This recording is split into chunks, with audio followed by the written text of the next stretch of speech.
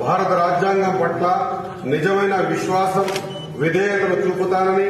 భారతదేశ సార్వభౌమాధికారాన్ని సమగ్రతను కాపాడుతానని, తెలంగాణ రాష్ట్ర మంత్రిగా నా కర్తవ్యాలని శ్రద్దతో అంతఃకరణ శుద్ధితో నిర్వహిస్తానని, భయం గాని